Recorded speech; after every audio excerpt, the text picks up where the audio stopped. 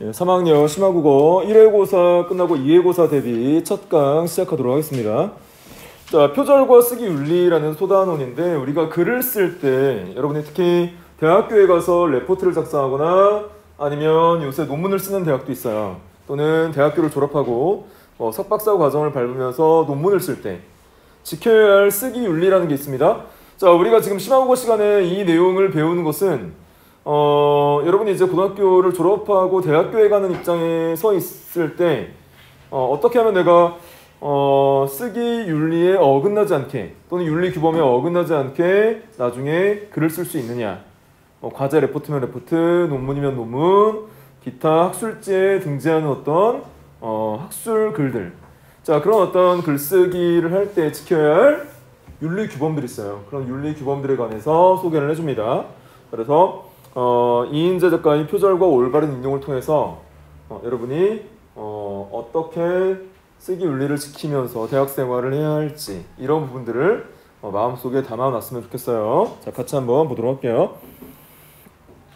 자, 표절의 개념과 특성이라고 해서 시작이 되는데, 자, 이 부분은 반장이 한번 읽어볼게요. 우리 심화국어 반장. 표절의 한자의 반장이. 예, 읽어보세요. 한자의 표절은 도둑질하다, 훔치다라는 의미를 지니고 있으며 표절의 영어 단어의 의미가 뭐야? 대충 읽어요. 하나, 자, 영어 잘하는 사람. 자, 영어 잘하는 사람. 우리 누가 영어 잘하니? 상영이. 외국에서 살다 온 사람. 없어. 유학 갔다 온 사람. 오케이. 납치자를 뜻하는 어쩌고 그래요. 훔치를 뜻하는 어쩌고라는 라틴어에서 유래되었다. 이 속에 내포된 공통점은 무엇인가? 남의 것을 몰래 훔치거나 빼앗는다는 것이다. 그런데 훔치는 대상이 구체적인 물건이 아닌 다른 사람의 생각이나 글과 같은 정신적 산물이라는 점에서 표절은 단순한 절도가 아닌 지적 절도로 규정된다. 또한 표절은 다른 사람의 고유한 아이디어나 글을 훔칠 뿐만 아니라 그 훔친 것을 자신의 것이라고 은근히 속인다는 의미도 내포하고 있다. 그러므로 표절은 자신의 저작물에 타인의 저작물을 정당하지 않은 방식으로 활용할 때 발생한다. 즉 자신의 저작물에서 활용되는 타인의 것이 내 것이 아님을 정직하게 밝히지 않고 자신의 것이라고 속이거나 오해하게 만들었을 때 표절이라고 할 수 있다. 잘 읽었어요. 여기 보면 우리가 글쓰기를 할 때 표절의 어떤 개념, 그리고 자, 표절이 얼마나 비도덕적인가에 대해서 언급을 해주고 있죠. 자, 표절의 개념은 전반부에 언급되지 않고 후반부에 언급이 됐어요. 뭐라고 언급을 해줬어요? 자, 자신의 저작물에서 활용되는 타인의 것에 대한 인용 출처를 밝히지 않는 거예요. 자, 내가 다른 사람의 글 중에서 이 부분을 따왔다 또는 인용하고자 한다 라는 그런 어떤 각주나 주석을 달지 않고 자신의 글인 양, 자, 진술을 해버린다는 것. 자, 그것이 바로 표절이라는 거죠. 자, 그래서 내 것이 아님을 정직하게 밝히지 않는다는 거예요. 그래서 자신의 것으로 속이거나 오해하게 만들었을 때, 자, 속이는 것도 포함하고 오해하는 것도 포함해요. 이것을 우리가 표절이라고 합니다. 그래서 여러분이 나중에 대학 가서 또는 대학원에 가서 논문을 작성하고자 할 때 반드시 남의 논문이나 남의 글을 인용하고자 할 때에는 각주를 달아서 주석을 달아서 그 출처를 밝혀줘야 돼요. 자, 출처를 밝히지 않으면 나의 글로 오해를 받거나 또는 내가 의도치 않게 속인 어떤 행위가 돼버리는 거죠. 자, 그 전체적인 부분을 포함해서 우리가 표절이라고 합니다. 그래서 이것은 훔치거나 빼앗는 것. 자, 남의 지적산물을 훔치거나 빼앗는 것. 자, 그리고 자신의 것이라고 속이는 어떤 행위가 모두 내포된다는 거죠. 자, 이거는 여러분이 충분히 이해를 했을 것 같아요. 자, 계속 읽어볼게요.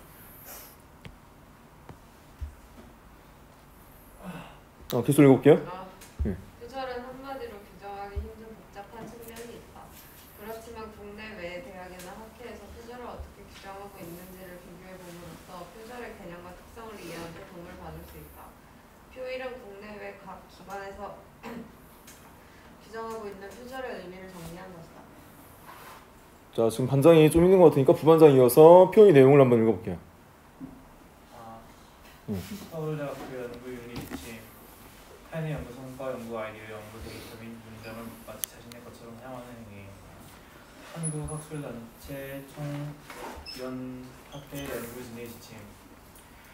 의도적이든 비의도적이든 일반적 지식이 아닌 타인의 아이디어나 저작물을 적절한 출처 표시 없이 자신의 것처럼 부정하게 사용하는 학문적 부정이에요. 미국의 연구 부정 행위 처리에 관한 규정. 타인의 아이디어, 연구 과정, 연구 결과 또는 자료들을 적절한 출처를 밝히지 않고 착복하는 것. 출판 윤리법 오해. 다른 사람의 출판된 또는 출판되지 않은 아이디어, 연구 제안 조건을 인용 없이 사용하거나 새로운 저자로 논문을 출판하는 것. 미국 피츠버그 대학교. 다른 사람의 언어 데이터, 아이디어를 발표하면서 그 발표 매체의 저작 형태로 그것을 그 사람의 것이라고 나타내지 않고 자신의 것으로 하는 것. 그러니까 전체적으로 공통적인 측면을 우리가 살펴보면 타인의 저작물에 대해서 출처를 밝히지 않는 것, 않는 행위. 자, 그것을 공통적으로 표절이라고 정의를 내려주고 있어요. 여러 기관에서, 자, 공신력 있는 기관에서 그렇게 언급을 해줬습니다. 자, 이해를 그렇게 하시면 되고 계속 읽어볼게요. 위의 표절 모두 국내외 여러 기관에서 구성하고 있는 표절에 대한 개념적인 조금씩 차이가 있지만 공통적으로 타인의 저작물을 정당하게 활용하고 있는지 여부를 문제 삼고 있다.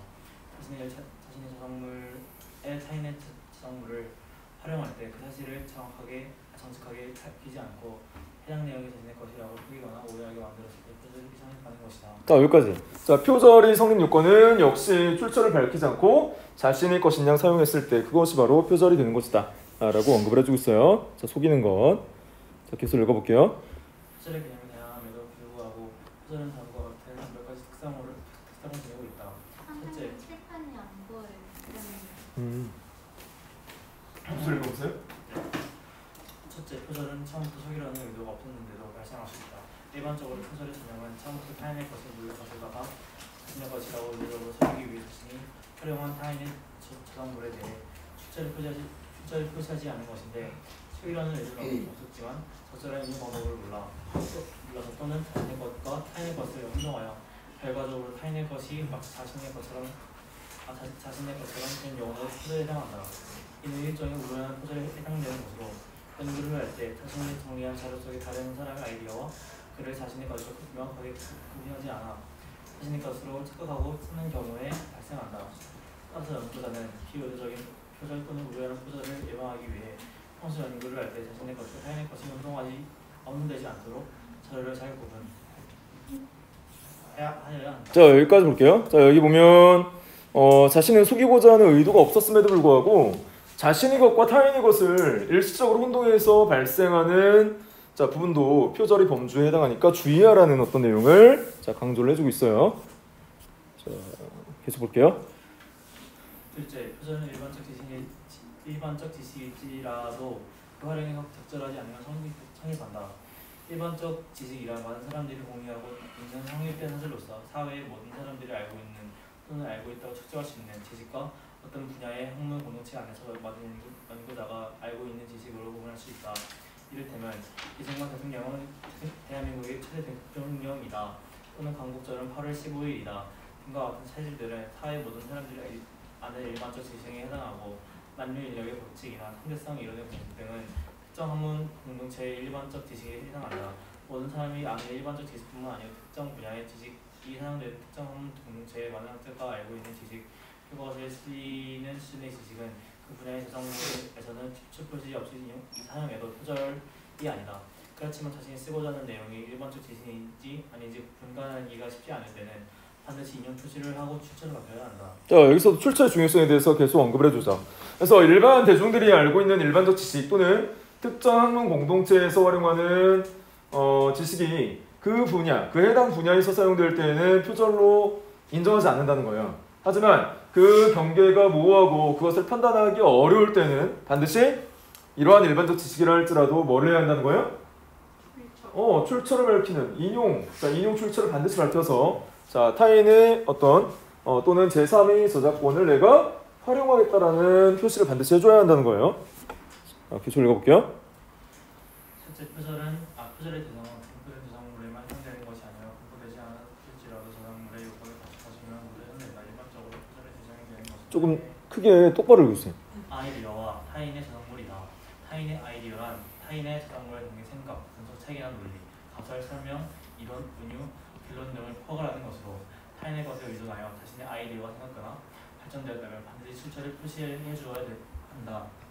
타인 저작물은 학술적 저작물에 비롯하여 공식적으로 발표된 것이든 미발표된 것이든 인지되었든 웹자료에 있든 타인이 쓴 글, 단어, 문장, 문단, 표, 그림, 그래프, 사진 등을 공범위하게 포함한다. 이를테면 전문학술 서적, 전문학술지에 게재된 논문, 기타 간행부에 발표된 논문, 학술대회 발표 논문 등 출판된 텍스트와 연구 계획서, 연구 보고서, 투고 중인 논문, 스라이드 자료, 강의 재료, 웹상에 올려놓은 자료 등 출판되지 않은 텍스트가 모두 해당된다. 자, 그래서 여기서 보면 우리가 인쇄되어서 출판된 인쇄물이라든가 인쇄되지 않은 전자 자료까지 포함해서 자, 타인이 어떤 글이나 타인이 어떤 아이디어는 무조건 자, 인용 출처를 밝혀줘야 한다는 것을 강조를 했어요.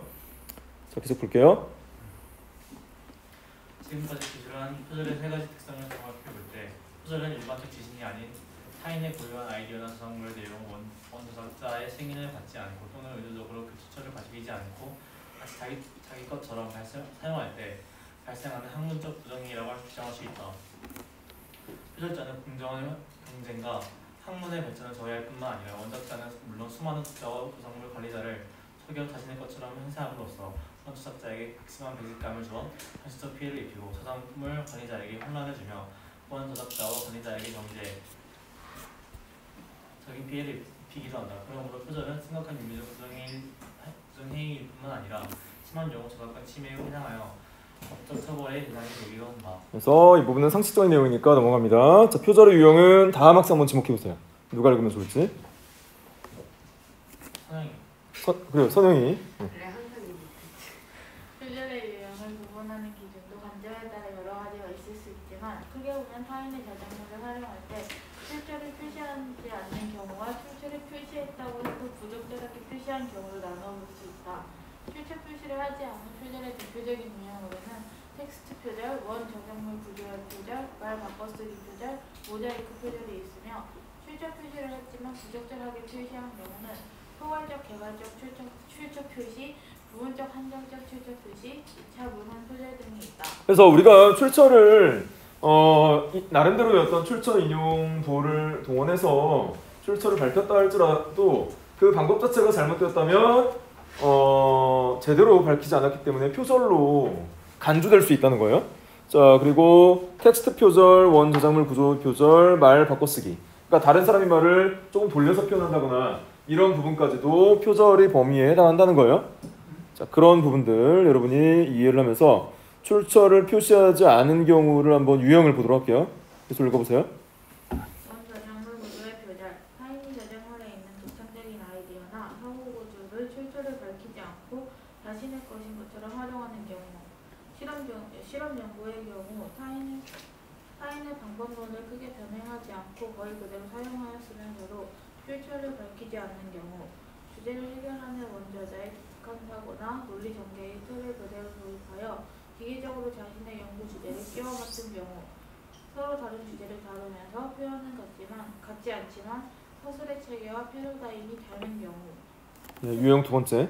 텍스트 표절, 일반적 지식이 아닌 타인의 독창적인 개념, 어휘, 문장, 단락, 그림표, 사진, 데이터 등을 출처를 밝히지 않고 활용한 경우, 교과서나 교재 등에 있는 일반적인 내용이나 변형화된 장면이라고 하더라도 특정한 사람이 기술하고 정리한 것을 활용하였다면 출처를 표시해야 하는데 하지 않은 경우. 자, 세 번째 유형.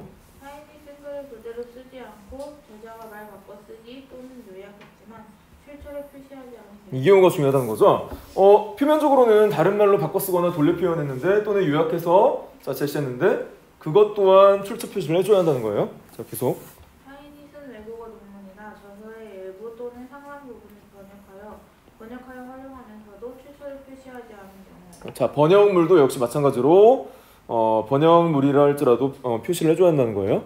다섯 번째. 모자이크 표절, 자신의 저작물에 타인 한 사람이 여러 저작물이나 여러 타인의 저작물에서 가져온 단어의 첨삭, 동의어 대체 등 발췌 및 조합하여 마치 자신의 것처럼 활용하였으면서도 출처를 표시하지 않는 경우. 다만 발췌 조합에 있어 소재의 선택 또는 배열의 창작성이 인정되고 정확한 출처 표시 또는 인용 표시가 되어 있는 경우는 제외. 자, 이런 5가지 유형이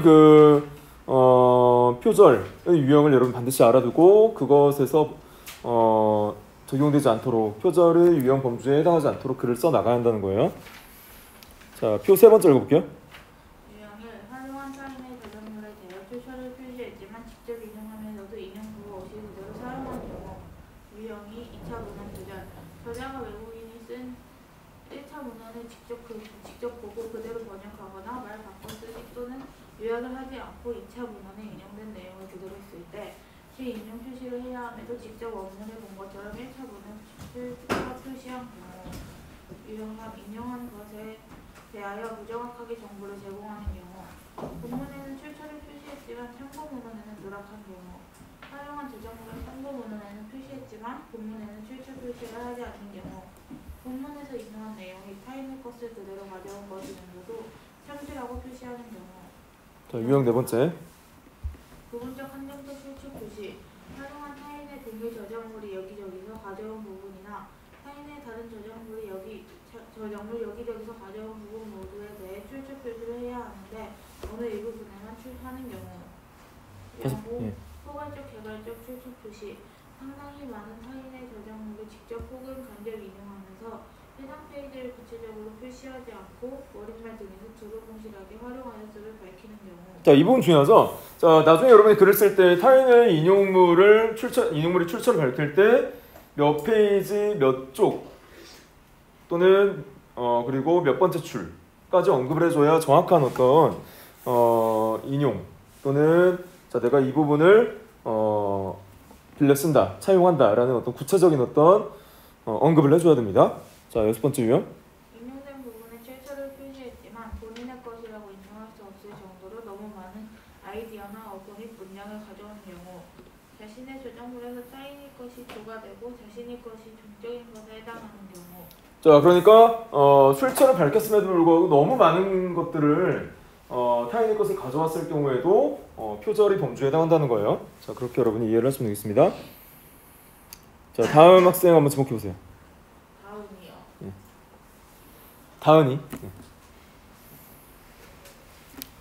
표절이 성립하는 유형을 통해서 잘 알 수 있듯이 표절이 의도적이든 의도적이지 않든 적절하게 출처를 밝히지 않아서 발생한다.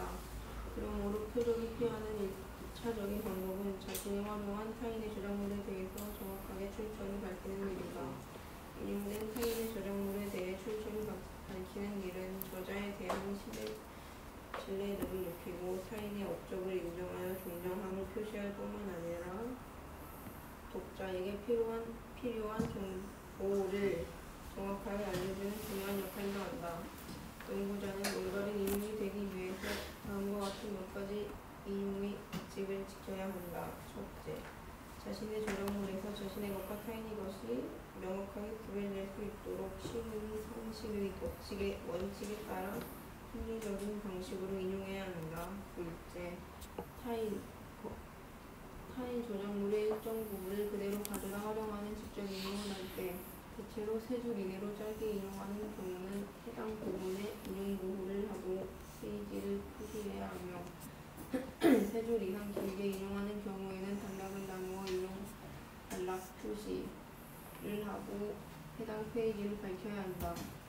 셋째, 타인 저작물의 일정 부분을 말 바꿔쓰기 하거나 순서를 바꾸었을 때 일부 내용을 요약해서 사용할 때, 즉 간접 인용을 쓸 때도 출처를 명확히 밝혀야 한다. 간접 인용이란 원 저작자의 말 혹은 글을 글쓴이 자신의 표현으로 바꿔 표현하는 것으로 원 저작자의 아이디어나 핵심 주장을 훼손하지 않으면서 글쓴이의 글쓰기 방식으로 글쓴이 자신의 관점을 더하거나 혹은 독자가 더 쉽게 이해할 수 있도록 요약 혹은 풀어쓰는 목적으로 사용된다. 간접 인용을 할 때에는 직접 인용처럼 인용구호나 단락 표시를 하지 않지만 자신의 글 속의 인용 범위가 명확하게 드러나도록 해야 한다.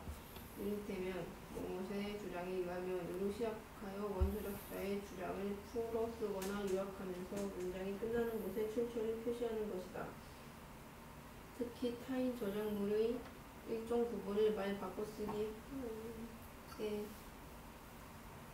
예, 쭉 읽어보세요. N은 글쓴이가 그 내용을 완전히 이해하여 자신의 색깔이 담긴 언어로 표현하도록 하고 출처를 반드시 밝혀야 한다. 또한 타인의 아이디어를 사용할 때에는 타인이 기여하는 부분에 대해 적절하게 인정해야 한다. 넷째, 연구자 자신이 생각하지 않았던 의견, 비판점, 역사적 사실 등은 직접 인용하든 간접 인용하든 출처를 밝혀야 한다. 네, 전 교실에 잠시 안내 말씀드리겠습니다. 수업 중에 대단히 죄송합니다. 내일은 지금 콜로 선생님들께는 좀 보내드렸는데요. 오늘 꼭 퇴근 전에 콜 메시저 확인 좀 꼭 부탁드리고요. 내일은 고3 전국연합학력평가입니다. 공교가 수능 시험장이어서 수능 시험에 준해서 내일 실시가 됩니다. 그래서 내일 학생들은 8시 20분까지 학생들 준비해 주시기를 부탁 말씀드리고요. 선생님들께서도 8시 20분까지 출근하셔서 8시 30분부터 1교시가 시작되는데 차질이 없도록 좀 부탁 말씀드리겠습니다. 내일은 1, 2학년에 타종이 없습니다. 내일은 모든 시간을 타종 없이 진행을 해야 되기 때문에 시간표를 꼭 지참하시고 숙지하신 다음에 그 시간에 맞춰서 수업에 들어가 주시길 부탁 말씀드립니다. 내일 타종은 수능에 준해서 3학년 교실에 한해서 부조로 수능에 맞게 부조로 타종이 이루어지게 됩니다. 자, 계속 읽어보세요. 내일 점심시간은 2학년이 먼저 11시 55분에 2학년이 점심을 시작합니다. 그리고 수능 2교시 수학시험이 끝나는 3학년이 12시 10분에 점심을 실시하고요. 이어서 1학년이 3학년 식사가 끝나자마자 바로 1학년을 실시할 예정입니다. 자, 계속 읽어보세요. 내일 2교시 2학년 4교시 선생님은 11시 55분에 시험이 끝나면 바로 나오지 마시고 그 학생들을 급식실로 조용히 3학년 시험을 보고 있는 관계로 급식실로 인도하셔서 그 담당 선생님께서 인도하셔서 급식 기록까지 12시 10분까지 급식 기록을 해주시면 감사하겠습니다. 자세한 것은 자세한 콜 메시저를 확인하셔서 선생님들께서 확인하시고 모의고사 시간표도 꼭 좀 확인해 주시기 부탁드립니다. 학생들도 내일 사정이 없는 관계로 담임선생님들의 고의와 동의를 통해서 잘 이렇게 숙지하셔서 내일 좀 진행해 주시기 부탁 말씀드립니다. 지금 이 시간 이후에 1, 2학년은 계속해서 수업을 진행해 주시고요. 3학년은 아까 3학년 아마 전달 말씀이 있으셨을 텐데요. 담임선생님 주관하에 3학년은 수능 시험장처럼 교실 정리를 하도록 하겠습니다. 청소부터 다시 한번 상세 점검해 주시고요. 교실 배치, 그리고 시험 시간표 부착, 그리고 자리 배치 등을 담임선생님 주관하에 3학년은 진행해 주시기 부탁 말씀드립니다. 1, 2학년은 동일하게 수업을 진행해 주시면 되겠습니다. 자, 계속 읽어보세요. 둘째, 기초하는 사실이나 아이디어가 일반적인 지식인지 아닌지 불확실한 경우에는 출처를 밝혀야 한다. 여섯째, 웹상에서 가져온 자료나 정보에 대해서도 자신이나 타인의 논문에 있는 자료나 정보를 활용할 때 저런 반드시 출처를 밝혀야 한다. 일곱째, 통계 자료와 같이 연구를 통해 알게 된 사실적 정보는 출처를 밝혀야 한다. 이를테면 한국에서 매년 신장병으로 몇 사람이 사망하는가라는 물음에 대해 그 해답을 말할 때 누군가의 연구 결과에 의존하게 된다면 그 출처를 명확하게 밝혀야 한다. 출처 표시는 대체로 각주와 내용 등 참고 문헌을 통해서 하는데 각주는 해당 페이지 하단에 내용들은 글 중반에 인용한 정보나 장교의 출처를 제시한다. 참고 문헌은 글의 맨 마지막에 인용한 장교의 출처를 종합적으로 제시한다. 그런데 그 구체적인 표시 방법은 학문 분야마다 조금씩 다르기 때문에 연구자는 자신이 관여하는 학문 분야나 논문을 게재하고자 하는 학술지의 출판 매뉴얼을 참고하여 이에 맞게 출처 표시를 하는 것이 좋다. 출처 표시의 방식이 다양하지만 저자명, 책명, 2분만 더 할게요. 제자명, 책명, 출판사에 대한 것은 공통적으로 명확하게 제시해야 한다. 우리나라 저작권법에 의하면 적절한 출처 표시와 관련하는 정당한 범위 안에서 공정한 관행에 합치되지 않게 이용하는 것은 저작권 침해에 해당한다. 정당한 범위 안에서 인용이란 인용의 분량과 관련된 것으로 자신의 저작물에서 인용하는 내용이 동의되고 자신의 것이 주가 되도록 가급적 필요한 부분을 짧게 인용해야 함을 의미한다. 출처를 표시했다고 해도 그 인용의 양이 적당, 정당한 범위를 벗어나는 것은 목적에 해당한다.